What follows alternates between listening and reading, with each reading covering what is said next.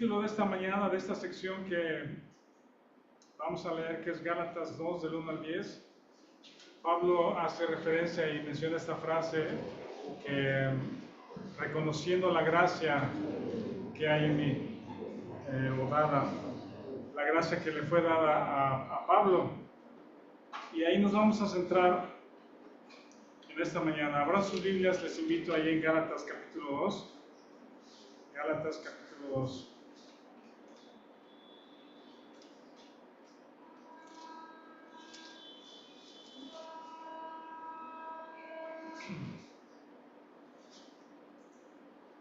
Cada domingo vamos recordando un poquito de las cosas que vemos del contexto de la carta, de los temas o frases sobresalientes, de las enseñanzas sobresalientes. Hemos visto la conversión de Pablo, pequeño, que significa su nombre, que fue reducido a nada. Creo que está muy chueco, pero de ser un fariseo poderoso, influyente, a ser rechazado por judíos, por gentiles. Los creyentes dudaban de él, terminó colgado en un canasto, de perseguidor a predicador, y aún así la obra de Dios en él, su conversión, era motivo de que las personas glorificaran a Dios en su vida, glorificaban a Dios en mí. Pablo también nos enseña que podemos gloriarnos en nuestras debilidades. Cuando somos débiles, entonces somos fuertes. Cuando somos frágiles, podemos descansar en su gracia, en su provisión, en su capacidad, en lo que Él tiene para nosotros. Antes de ir ahí, tenía aquí un texto que se me estaba pasando. Vamos a ver el Salmo 147. Vamos a leerlo todos juntos, que es el Salmo 147, versículos 10 y 11. Salmo 147, versículos 10 y 11. ¿Ya lo tienen?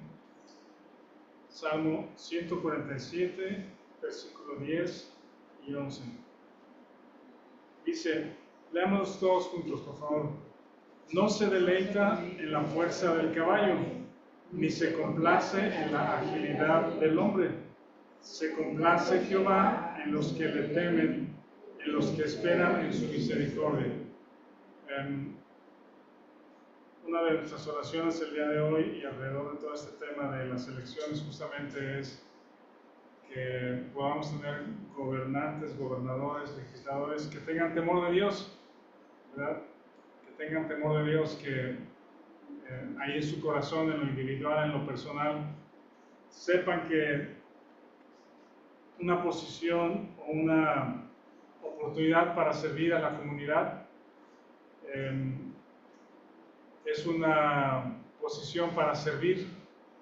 Son servidores de Dios a quien tendrán que dar cuentas, y eso esperamos y deseamos que haya en el corazón de todos los que hoy resulten electos y con alguna responsabilidad, que tengan temor de Dios y que puedan servir a la población, a los poblados, a las ciudades, a los estados. Y luego la segunda parte del texto me gusta, también dice que Dios se complace en los que esperan en su misericordia. Si no estamos rodeados de fragilidad, si no tenemos fragilidad, no necesitamos su misericordia ni su gracia, ¿verdad? Un texto arriba decía, no se complace en la agilidad del hombre. En el Salmo 147, 10, la agilidad, fortaleza o capacidad de las personas, de los individuos, no requieren la gracia ni la misericordia de Dios. Entonces vean que Dios se complace en los que esperan en su misericordia. Eso me hizo reflexionar esta semana, porque Dios nos pone en situaciones frágiles constantemente para clamar su misericordia, para que esperemos su misericordia. Cuando Él es nuestra esperanza, cuando confiamos en su capacidad, dependemos de su gracia, lo que Él puede producir en nosotros, de su perdón y de su misericordia. Cuando hay eso en nuestro corazón, entonces Dios se complace, porque tenemos necesidad y hambre de Él. Pensando en Pablo y en esta carta que escribe alrededor de este texto que les digo, los que esperan en su misericordia, Dios tuvo misericordia de Pablo, Dios tuvo una gran misericordia de Pablo, y él relata su conversión. Fue enviado para predicar a los gentiles, una población, digamos, todo aquel que no era judío era gentil o era parte de las naciones en general. Efesios 2, que podemos leer un poquito más adelante, dice que los gentiles a los que Pablo escribe, dice, no tenían ni esperanza ni Dios en el mundo, estaban alejados de la ciudadanía de Israel, no tenían Mesías, no tenían Redentor, ¿verdad? No había una promesa de redención para los gentiles, era de alguna manera exclusiva, prometida a Abraham, pero más adelante vamos a ver en Gálatas que esa promesa hecha a Abraham incluía la predicación a los gentiles, ¿verdad? Entonces, Pablo es enviado y llegó el momento en que el evangelio se extienda a las naciones, a los gentiles, por boca de Pablo y todos sus compañeros, pero él es el apóstol a los gentiles. Y cuando Pablo predica este evangelio, dice inicialmente que no consultaba ni con sangre ni con carne, no consultó con alguno de los apóstoles para revisar su mensaje, ¿verdad? Vimos que en ese primer viaje misionero, cuando él va a Antioquía de Pisidia, que es el punto más alejado del primer viaje misionero, mencionamos que en su predicación, en Hechos 13, él habla del evangelio, de la muerte del Señor Jesucristo y su resurrección. Ese era el primer punto, eran 6 puntos, ¿verdad? La muerte y resurrección. Él predica que en Jesucristo hay perdón de pecados, no hay justificación por medio de la ley. Ese es un punto clave y claro. Luego, la justificación es por fe. A los creyentes se les anima a perseverar en la gracia, continuar en la gracia. Si fueron nacidos por gracia, es necesario perseverar y continuar por gracia. Y la consecuencia o resultado o la forma de vivir de estos creyentes perseverando en gracia era que estaban llenos de gozo por el Espíritu Santo. Esas eran las 6 cosas que incluían el mensaje de Pablo en ese primer viaje misionero. Ese primer viaje misionero que Pablo realiza y predica no tuvo una asesoría o una revisión previa de ninguno de los apóstoles en Jerusalén. Fue una revelación de Jesucristo.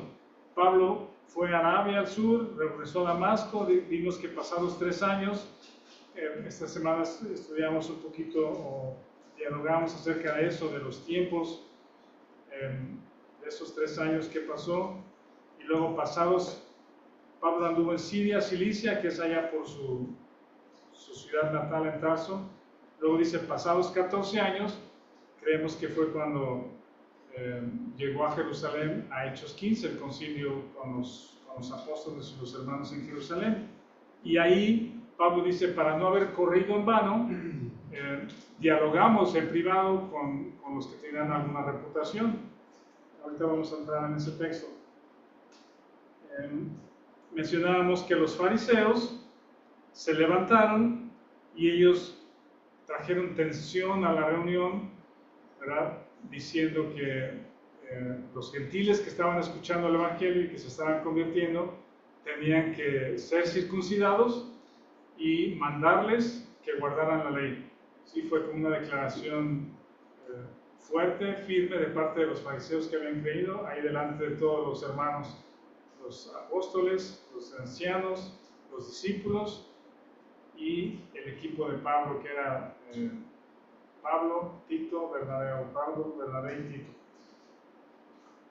Había falsos hermanos en medio de la iglesia ahí en Jerusalén y estaban buscando también imponer este pensamiento que los creyentes tenían que guardar la ley.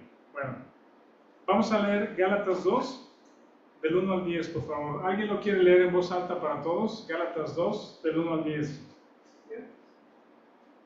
Después, sí. Sí, adelante, por favor. Después, pasados 14 años, subí otra vez a Jerusalén con Bernabé, llevando también conmigo a Tito. Pero subí según una revelación, y para no correr o haber corrido en vano, expuse en privado a los que tenían cierta reputación, el evangelio que predico entre los gentiles. Mas ni aun Tito, que estaba conmigo, con todo y ser griego, fue obligado a circuncidarse. Y esto a pesar de los falsos hermanos introducidos a escondidas, que entraba para espiar nuestra libertad que tenemos en Cristo Jesús, para reducirnos a esclavitud, a los cuales ni por un momento accedimos a someternos, para que la verdad del Evangelio permaneciese con nosotros. Pero de los que tenían reputación de ser algo, lo que hayan sido en otro tiempo, nada me importa. Dios no hace acepción de personas. A mí, pues, los de reputación, nada nuevo me comunicaron. Antes, por el contrario, como vieron que me había sido encomendado el evangelio de la incircuncisión, como a Pedro el de la circuncisión. Pues el que actuó en Pedro para el apostolado de la circuncisión, actuó también en mí para con los gentiles. Y reconociendo la gracia que me había sido dada, Jacobo, Cefas y Juan, que eran considerados como columnas, nos dieron a mí y a Bernabé la diestra en señal de compañerismo, para que nosotros fuésemos a los gentiles y ellos a la circuncisión. Solamente nos pidieron que nos acordásemos de los pobres, lo cual también procuré con diligencia hacer. Muchas gracias, Alicia. Déjenme comentar algo bien interesante, que es cuando estudiamos doctrina, ¿verdad? Cuando estudiamos doctrina y detalles de este tipo de enseñanza, como la que Pablo está exponiendo, es porque como una planta o un árbol que el terreno está limpio, está con buena tierra, con buena alimentación, ¿verdad? El árbol crece grande y con fruto, ¿verdad? El árbol crece no solamente bonito, pero con fruto. El creyente, en tu vida y la mía, necesitamos conocer esta doctrina, ¿sí? Necesitamos conocer y entender por qué Pablo pasa el tiempo explicando estas cosas, porque a la larga, la vida del cristiano, si no tiene este fundamento, ¿sí?, no va a tener fruto que glorifique a Dios, no va a tener abundante fruto. Vamos a tener frustración y cansancio en nuestra vida cristiana porque no estamos viendo algo importante, algo interesante en nuestra vida, algo que nos aliente y que veamos la vida de Cristo en nosotros. Entonces, lo que Pablo está explicando aquí acerca de su conversión y la defensa del Evangelio es porque va a ser un impacto importante en la vida de los creyentes, un impacto importante.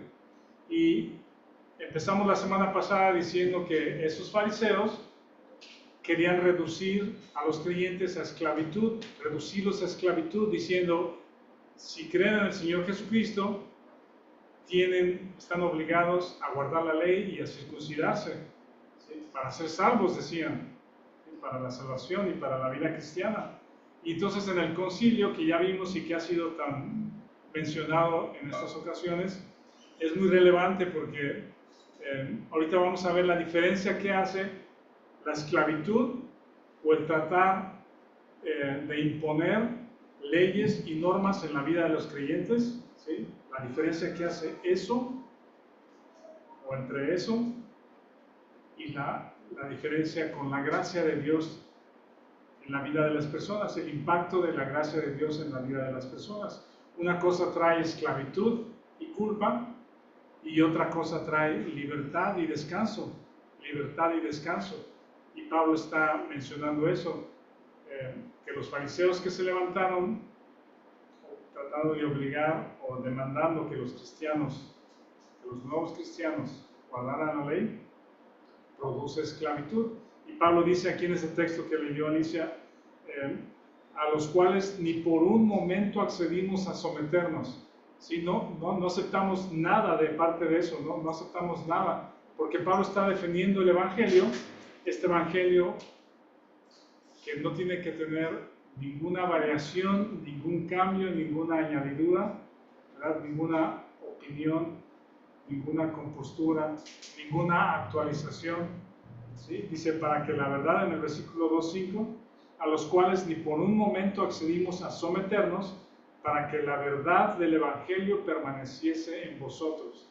¿Sí? Si ese Evangelio predicado, que ya vimos que fueron en 6 puntos claves, si ese Evangelio predicado en 6 puntos claves tenía una variación en cualquiera de esos puntos, sea maldito la persona que lo predica.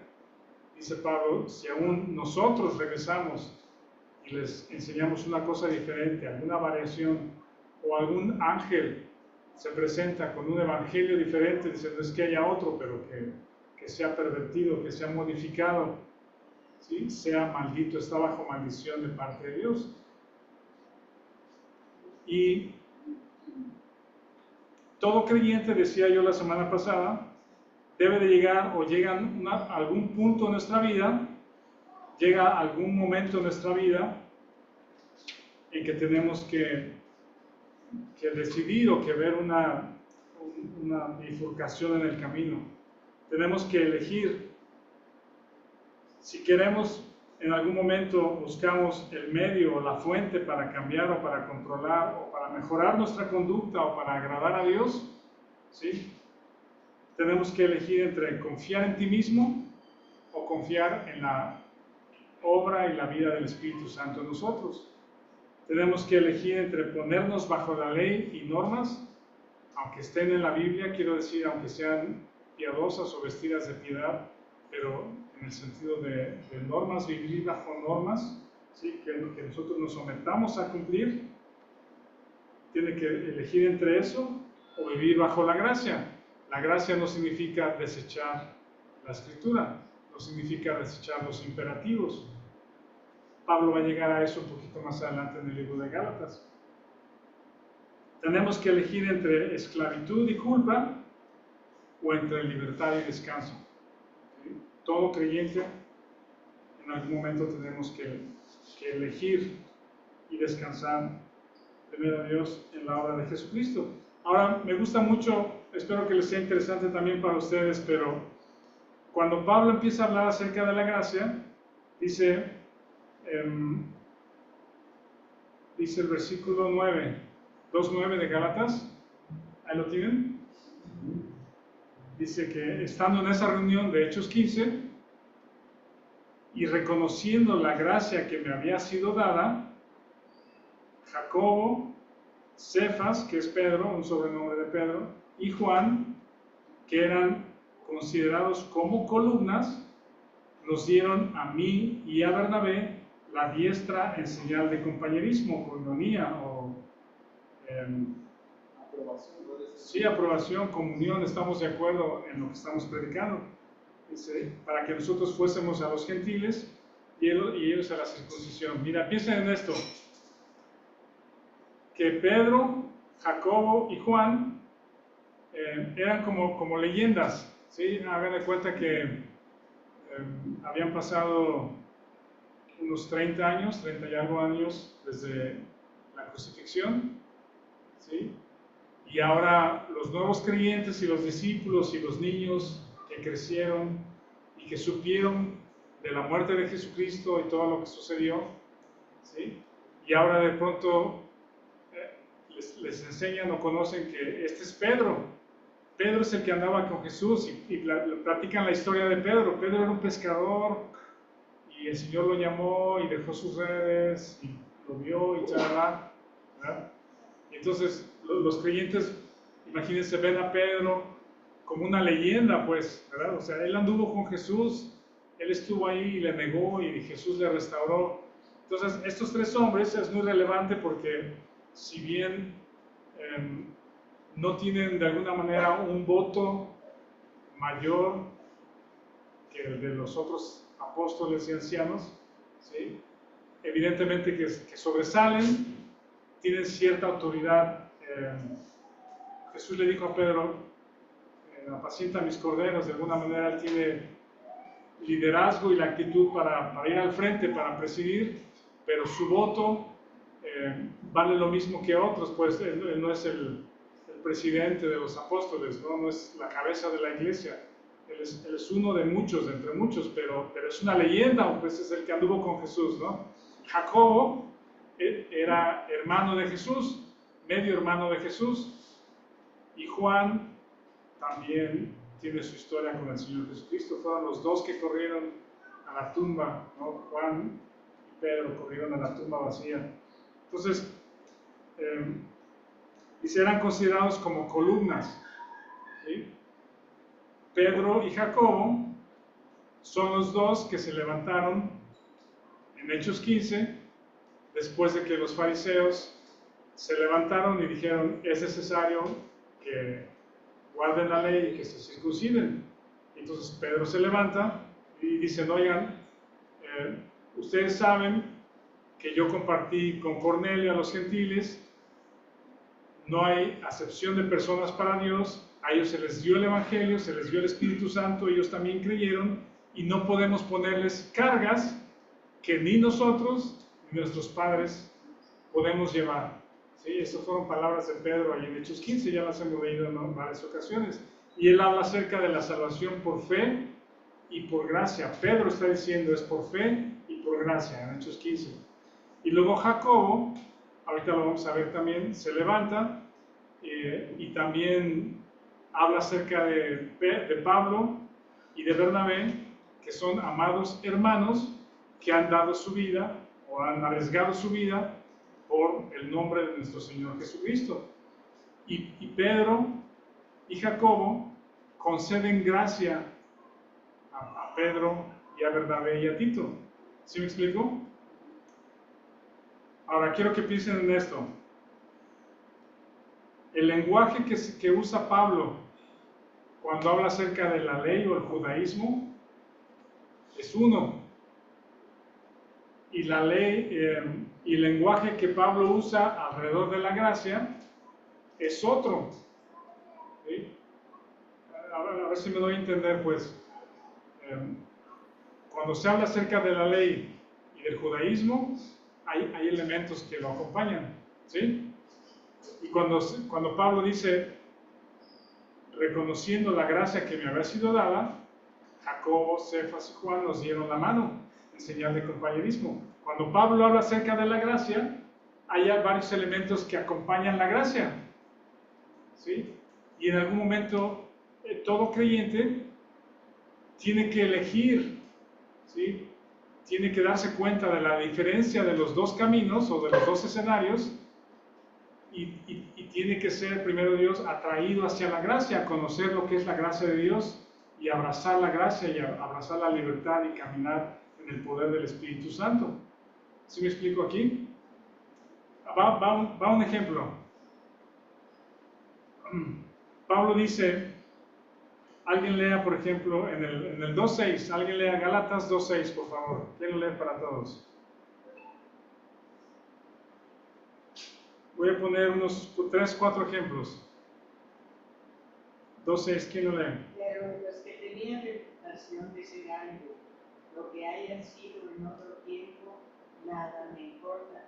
Dios no hace acepción de personas. A mí, pues, los de reputación, nada nuevo me comunican. Sí, parece como que Pablo menosprecia a estas leyendas, ¿no? ¿Sí? Dice, los de reputación, nada nuevo me dijeron. No es menosprecio a estos hermanos, pero está haciendo el contraste entre el judaísmo y la ley y lo que hay ahora, el ambiente que hay ahora en la gracia. No está menospreciando a Jacobo, Juan y a Pedro. Dice, pero los que tenían reputación de ser algo, lo que haya sido en otro tiempo, nada me importa. Dios no hace acepción de personas. En el escenario de la gracia, Dios no hace acepción de personas. Dios no hace distinción. Pero ¿qué pasa en el escenario del legalismo y del judaísmo? ¿Qué ven en el legalismo, en el judaísmo? Pablo habla de sí mismo y dice, yo aventajaba a muchos de mis contemporáneos. ¿De qué nos habla eso? competencia. Sí, de una competencia. Tienes que ganarte una reputación importante entre los fariseos si quieres llegar a ser alguien, si quieres tener algún lugar de privilegio, de posición, de poder, sí, de influencia. Rafa, podríamos, no sé, interpretar este texto, este versículo específico, como que Pablo ahora siento como hasta cierta ironía, como diciendo, si los que tenían reputación no me dijeron nada, que no van a venir a decir el resto. Yo creo que sí. Porque es como, o sea, ellos que sí tenían autoridad, porque son los que estuvieron con el Señor, no me dijeron nada, ¿quiénes son estos que van a decirme algo? Exactamente, porque ahorita lo vamos a ver, pero los fariseos que se levantaron a decir, los gentiles tienen que circuncidarse y guardar la ley, la pregunta era, ¿y por qué? ¿Con qué autoridad estás diciendo eso, fariseo convertido? ¿Sí? Hay preguntas que hacerle, ¿con qué autoridad? ¿De parte de quién? ¿Por qué estás agregando la ley? ¿Quién te lo dijo? ¿Sí? Al fariseo. Pero si ni siquiera Jacobo, Juan y Pedro le agregaron algo más ni le comunicaron nada nuevo al mensaje de Pablo de 6 puntos, ¿sí? No tenía nada que agregarle porque era un mensaje revelado por el Señor Jesucristo. En el lenguaje del judaísmo, Pablo dice, yo era mucho más celoso, ¿sí? Mucho más celoso. Me suena como más celoso de las tradiciones de mis padres, dice.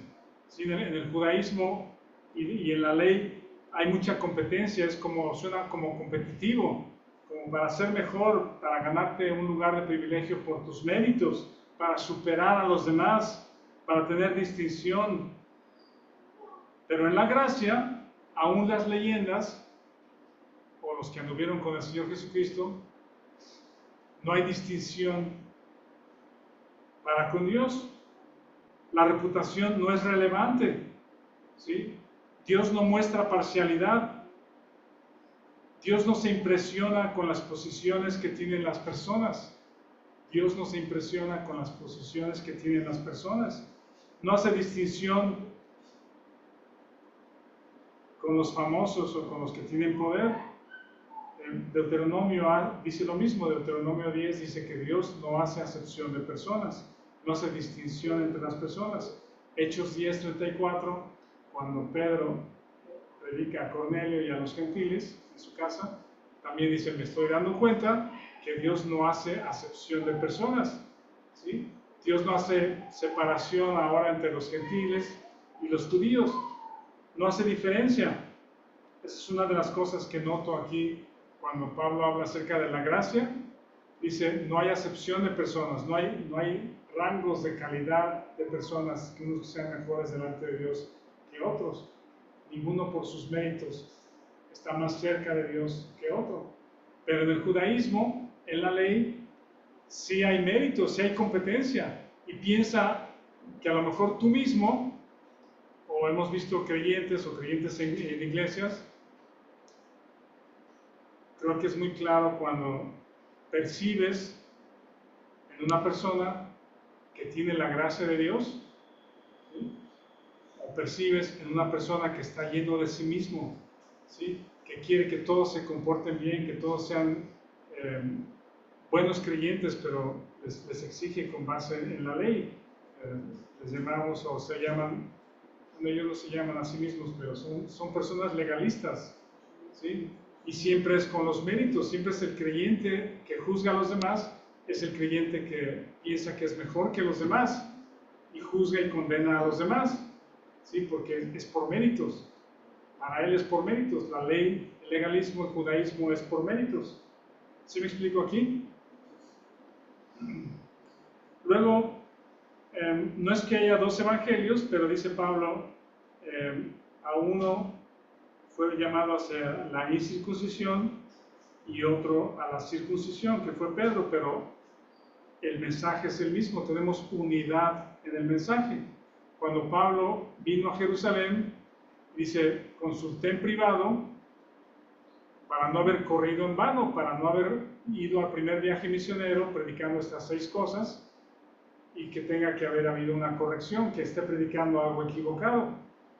Pero dice, estos hermanos, no agregaron nada o no me comunicaron nada nuevo a estas cosas que yo prediqué, y al contrario me dieron la mano, nos dieron la mano en señal de compañerismo. Es un solo mensaje, estamos de acuerdo en el mensaje, y este mensaje tenemos que cuidarlo. Pedro y su equipo iban a ir a los judíos, y Pablo y su equipo a los gentiles. Otro ejemplo, bueno, ya lo mencioné, que dice, reconociendo la gracia que hay en nosotros. Vean, ¿alguien lea Hechos 15, 25 y 26? Vamos avanzando. Hechos 15, 25 y 26. ¿Quién lo quiere leer, por favor?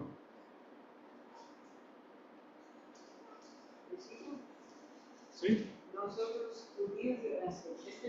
Es Hechos 15, 25 y 26. Dice, nos pareció bien, habiendo llegado a un común acuerdo, escoger a algunos hombres para enviarlos a ustedes con nuestros amados Bernabé y Pablo. Estos hombres han arriesgado su vida por el nombre de nuestro Señor Jesucristo. ¿Qué les parecen esas palabras, gracias, Vic, de Jacobo, el hermano del Señor, el medio hermano del Señor, que en algún momento menciona la Biblia que los hermanos no creían en él, pero en algún momento Jacobo creyó? De hecho, Jesucristo le apareció resucitado a su hermano Jacobo, a su medio hermano Jacobo, y ahora Jacobo era un principal en la iglesia en Jerusalén.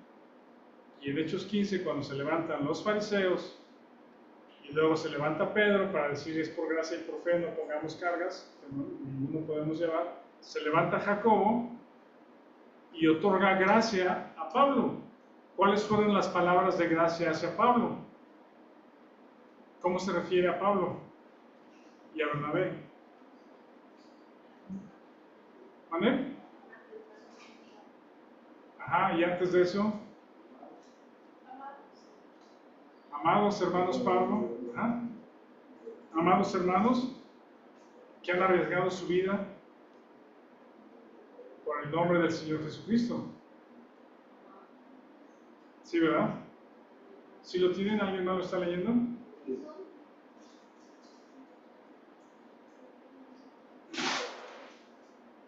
¿Qué diferencia ven? Y coméntenlo si gustan, entre el fariseo que se levanta y dice, es necesario hacer esto y esto. ¿Qué diferencia hay entre eso? Alguien que se hace notar en medio de una iglesia, pero para exponer que deben de guardar la ley y circuncidarse, y alguien que se levanta como Pedro y Jacobo, que dicen, es por gracia, es por fe, no pongamos cargas, y nuestros amados hermanos Pablo y Bernabé han expuesto su vida por el nombre del Señor Jesucristo y extienden gracia hacia Pablo y Bernabé. ¿Qué diferencia hay entre estas dos posiciones que se levantan? ¿Se levantan los fariseos o se levantan los de gracia y fe? ¿Sí me explico? ¿Me estoy explicando? ¿Qué piensan? ¿Algún pensamiento o idea? ¿Se notarán en las iglesias los dos tipos de personas, los dos que se levantan? ¿Qué piensan? ¿No? ¿No pregunté bien? Sí. Creo que exponer a veces a la vida de los otros. Bueno, creo que a veces pasa, ¿no? Que cuando señalas, expones lo que el otro hace ante los demás. Y en la gracia tienes que exponer a Jesucristo. A quién es Él, y eso te lleva, o te tendría que llevar como los apóstoles, ¿no? Que pusieron su propia vida. Pablo, ¿no? Pero no andas exponiendo a los demás y señalando a que los demás vean lo que el otro hizo. Sí, yo creo que esa es una diferencia muy importante. El que le agrega al Evangelio y a la vida por gracia llenos del Espíritu Santo y gozo, para que tú tengas que hacer para agradar a Dios, siempre va a estar señalando. siempre va a estar señalando, es que tú tienes que hacer, y es que tú tienes que hacer, y el otro no hizo, y por qué hizo el otro, y por qué él sí y yo no. Y creo que se nota en las iglesias. Es notorio en las iglesias cuando se levanta un fariseo moderno, tratar de imponer ley a todos, y alguien que se levanta, o los hermanos que se levantan y conceden gracia y comunión. La otra parte es esa, el otro ejemplo es ese, que en la iglesia de Corintios, los que estamos estudiando Primera de Corintios, estamos cerca de terminar, habíamos visto que la principal o la primera más bien cosa que expone Pablo a los corintios es que hay divisiones. Dice, oigo que hay divisiones entre vosotros, unos jalan para allá, otros hacen su grupo para acá y otros para acá, ¿sí? Y les dice, ustedes son carnales, no puedo hablarles como a maduros, como a ¿cómo dice? ¿Dónde? No puedo hablar como espirituales. Como espirituales, sino como carnales, ¿sí? Se estaban acusando unos a los otros y la iglesia estaba dividida. Lo que ellos llamaban la Santa Cena o la Cena del Señor, no celebran la cena. Lo que ustedes hacen, que le llaman Cena del Señor, que se juntan, dice, lo que hacen es que no se esperan a comer. Cada quien dice, yo tengo hambre, yo voy a comer, ¿sí? Y aparte, había personas que se emborrachaban con el vino de la cena. ¿Sí? Dices, si vas a hacer eso, hazlo en tu casa. Sí, pero la reunión de la iglesia no es para eso. Había muchos conflictos en la iglesia de Corinto, porque la iglesia era una iglesia carnal. Todos estaban enfocados en sí mismos. La carne y la ley dividen a las personas, dividen a las iglesias. La gracia y el Espíritu Santo une a las personas, están en comunión, coinonía, porque das gracia. Nos damos cuenta de nuestras fragilidades, nos damos cuenta de nuestras debilidades, y nos damos cuenta de que tenemos necesidad de la misericordia y la gracia del Señor Jesucristo. Y en ese estado estamos todos, ¿sí? Confiando en la gracia y dependiendo de lo que Dios hace en nosotros. Leímos en Salmo 147 que Dios se agrada de los que buscan su misericordia. Entonces, en la gracia hay compañerismo, hay coinonía, hay unidad. En la ley hay división, en la carne hay separación, se levantan muros entre los cristianos y hay división entre los creyentes. Y la última cosa que quiero señalar aquí, vean que en el versículo 10, ¿alguien lo lee? Gálatas 2:10. Esto también está interesante, lo vamos a seguir platicando las otras semanas. ¿Alguien lea 2:10, por favor?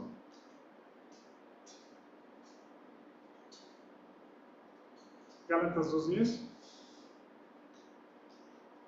Solamente nos pidieron que nos acordásemos de los pobres, lo cual también procuré con ustedes. Gracias, Lana. ¿Qué piensan de esto? Que los hermanos le pidieron a Pablo que se acordaran de los pobres. Y Pablo parece que generosamente, diligentemente, dice, lo cual también procuré hacer. Procuré tener cuidado de los pobres. ¿Sabían ustedes que uno de los primeros encargos que tuvo Pablo y Bernabé fue de llevar unas ofrendas a los hermanos pobres en Judea? Antes que fuera el primer viaje misionero, cuando estaban en Antioquía, hemos visto que Antioquía era una ciudad al norte, en Siria. Era como la segunda iglesia con más relevancia en los primeros años, en el libro de los Hechos. Está la iglesia en Jerusalén al sur, mayormente judíos, y arriba al norte, Antioquía de Siria, mayormente de gentiles. Esa iglesia de Antioquía es la que manda a Pablo y a Bernabé con ayuda a los hermanos de Judea, a los hermanos en necesidad. Y dice, ¿a quién mandamos? ¿a quién podemos confiarle este recurso? Pues, y lo pusieron en manos de Pablo y Bernabé. Primero Bernabé y Pablo. Pablo llegó después, pero Bernabé era conocido de inicio. Y en manos de ellos, uno de los primeros ministerios o encargos que tuvieron Pablo y Bernabé fue llevar ayuda a los hermanos pobres en Judea. Vamos a buscar 2 de Corintios 8, y en este texto vamos a ver algunas cosas y aquí terminamos. 2 de Corintios 8, para que podamos ir a comer e ir a votar los que no lo han hecho.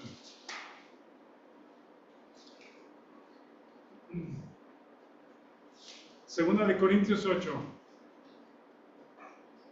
Yo creo que vamos a leer ahí algunos versículos y vamos puntualizando, pero vean el paralelismo que hay entre el escenario de la gracia, que como resultado de no acepción de personas, reconociendo la gracia que hay en mí, el compañerismo y los 6 puntos relevantes que vimos del Evangelio, ahora se traduce en ayuda a los necesitados. Es como un servicio, ¿sí? Un servicio a los necesitados. En el escenario de la ley, el yo es el centro. Primero soy yo, y luego yo, y luego yo. Primero yo, ¿sí? Y ves por ti mismo. Pero en el escenario de la gracia, tú estás muerto juntamente con Cristo, crucificado juntamente con Cristo, ahí te consideras muerto con Cristo, y entonces estás en libertad, o el Espíritu está en libertad para servir a otros. Y no te sirves a ti mismo, sino sirves a otros. Entonces, el servicio mostrado por Pablo para los pobres, los hermanos pobres o los que estén en necesidad, no es para ganar fama, para ganar poder, para ganar riquezas, ¿sí? Sino es un servicio impulsado por la gracia de Dios. Y aquí en Corintios 8, vean cómo menciona palabras similares de las que estamos estudiando. Voy a leerlo y ver si lo identifican también. Dice Corintios 8, 2 de Corintios 8. Asimismo, hermanos, os hacemos saber la gracia de Dios que se ha dado a las iglesias de Macedonia. Las iglesias de Macedonia es una parte de las que fue Pablo después en el viaje misionero, y ahora esas iglesias en Macedonia, que les ha sido dada la gracia de Dios, ahora ellos extienden gracia a los hermanos de necesidad, ¿sí? Recibimos por gracia y damos por gracia, ¿sí? Hemos sido perdonados y podemos perdonar. Luego versículo 2, que en grande prueba de tribulación la abundancia de su gozo y su profunda pobreza abundaron en riquezas de su generosidad, pues doy testimonio de que con agrado han dado conforme a sus fuerzas y aún más allá de sus fuerzas, pidiéndonos con muchos ruegos que les concediésemos el privilegio de participar en este servicio para los santos. En ningún momento este tema de ofrendas para los santos se refiere a ofrendas para Él. No es dinero que Él esté recaudando para Él, ni para los pastores, ni para los líderes, sino los hermanos en Macedonia, contentos y llenos de la gracia y el gozo, quieren ayudar a los hermanos en necesidad acá en Judea, ¿sí? A eso se refiere Pablo, el servicio para los santos, una ayuda, una participación de ayuda. El versículo 5, y no como lo esperábamos, sino que a sí mismos se dieron primeramente al Señor y luego a nosotros por la voluntad de Dios. De manera que exhortamos a Tito para que tal como comenzó antes, asimismo acabe también entre vosotros esta obra de gracia, obra de gracia.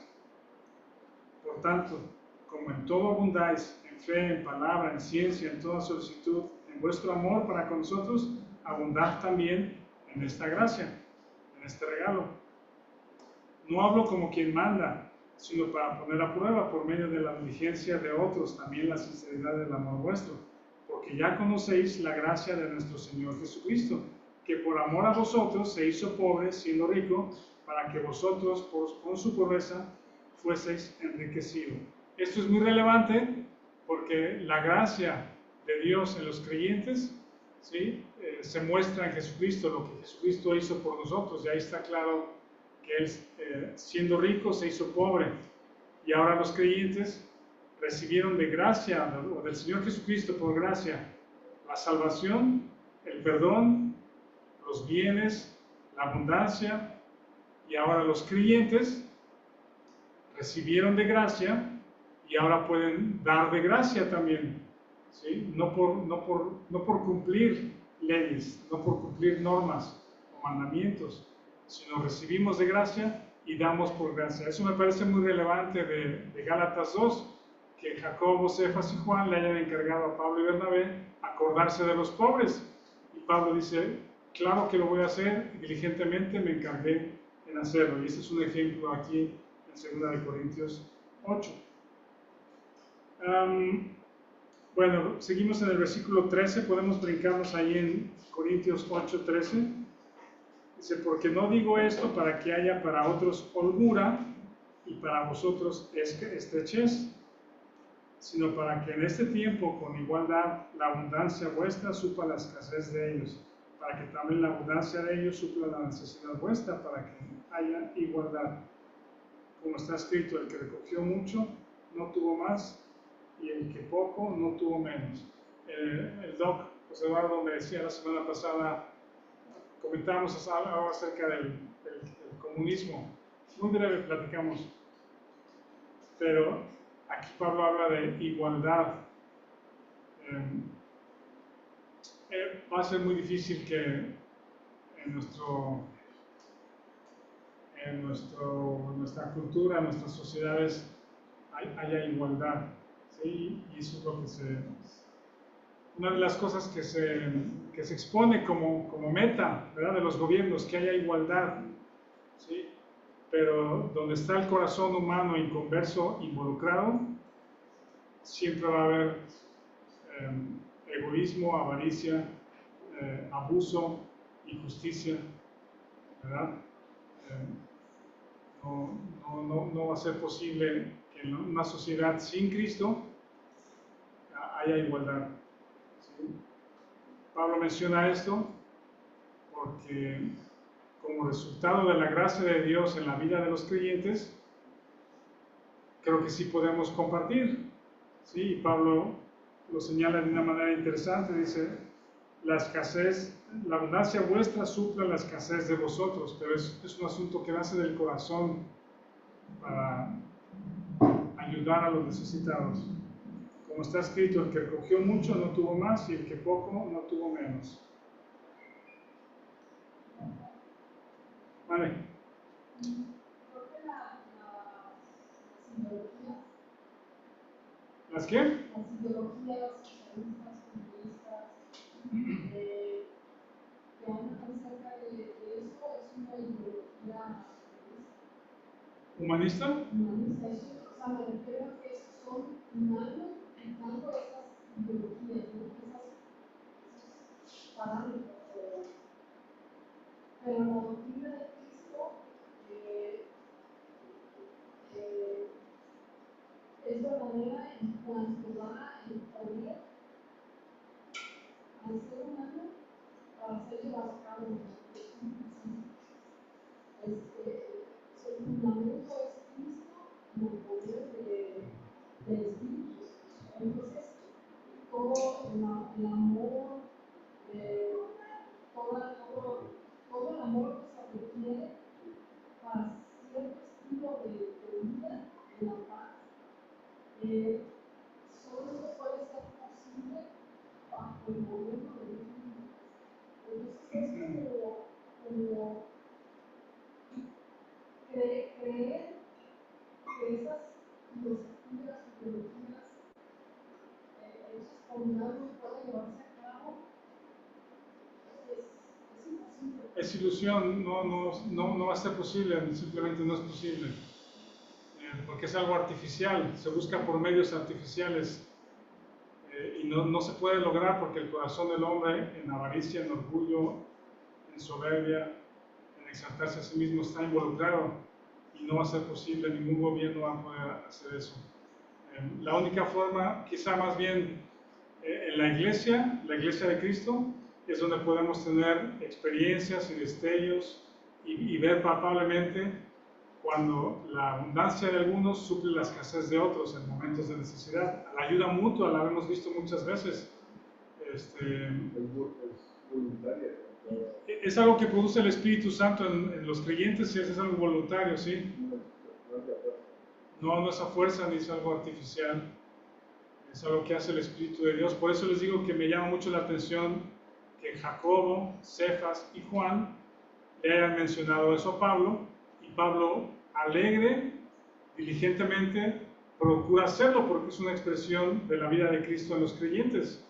¿Sí? Si en algún momento un creyente tiene medios o tiene abundancia de cosas o bienes o recursos, son dados por Dios para poder voluntariamente y guiado por el Espíritu de Dios poder ayudar a los que padecen escasez, los que tienen necesidad. Y creo que aquí en la iglesia, les repito, lo hemos visto en muchas ocasiones. Pues a lo mejor ha sucedido en ocasiones que ni siquiera hemos conocido. ¿Sí me explico? ¿Sí? Bueno, ¿algún otro comentario, algo al respecto? Héctor, ¿nadie más? De los apóstoles, no los apóstoles, pero los fariseos que dice en Gálatas, también están en Hechos 15, 25, ahí lo que leímos ahorita. Ajá. Dice que nosotros ni los enviamos, o sea, no los llamamos, pero algunos hermanos Que fueron sin haber sido enviados. que haber sido, Sí. son los mismos que dice Pablo, ¿no? En Gálatas 2, que estaban infiltrados o falsos hermanos, los pseudofilios, Ajá. para la libertad. Para espiar su libertad y para reducir a esclavitud. Estar fijando qué haces, qué no haces, y estás lleno de culpa y de ojos que te están vigilando, pues, para corregir, para mandar, pero se convierte en una presión fuerte de legalismo en las iglesias. Me acordé de ahora que lo que platicamos el miércoles con el estudio de 1 Corintios, Ajá. de los hermanos, las dudas, de los hermanos, que hay hermanos que piensan que dentro de la iglesia hay un gran porcentaje que son no creyentes. Ajá. El tema ese, pues, me llama la atención ahorita que Pablo se refiere también a algunos fariseos como pseudofilios. Sí. Falsos hermanos, sí. Muy bien, entonces estos son los dos escenarios que Pablo está introduciendo. Los que quieren, o los judaizantes o con el judaísmo, los que se levantan y obligan o quieren demandar de los creyentes guardar la ley y en este caso circuncidarse, con sus elementos alrededor de méritos, distinción parcial, ¿sí? Impresionar por lo que haces, por lo que eres, pensar ganar el favor de Dios con eso, división, y el otro escenario que es el gobierno de la gracia de Dios en la vida de los creyentes. Recibimos la gracia de Dios y extendemos gracia a los demás en perdón, en aceptación, en unidad y en no permitir, ¿sí?, que ese evangelio, ese mensaje que Pablo expuso en 6 puntos, que sea distorsionado y pervertido. Eso lo preservamos, lo guardamos, porque cuando ese es el fundamento de nuestra fe para nacer de nuevo, y lo es para crecer, entonces ves los frutos en la vida de los creyentes. Es fruto del Espíritu en la vida de los creyentes, y es palpable, y hacia allá nos está llevando Pablo en su carta a los Gálatas. La separación es muerte. ¿Muerte? Y la unión es vida, ¿verdad? Sí, sí. Muerte, vida, esclavitud, libertad. Sí. Culpabilidad, paz.